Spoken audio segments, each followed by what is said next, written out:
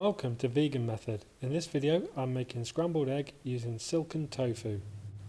There's not many ingredients for this, so what we need is a 290 gram tub of silken tofu, turmeric, salt, some vegan butter, and I'm using nutritional yeast to add some flavour.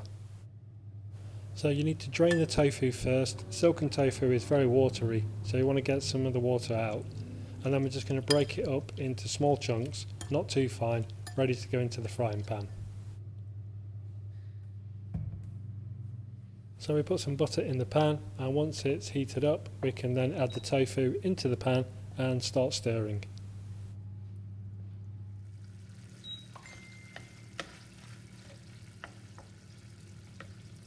After a couple of minutes it's bubbling nicely and we can add the turmeric into the pan. This will give an extra flavour and some colour in.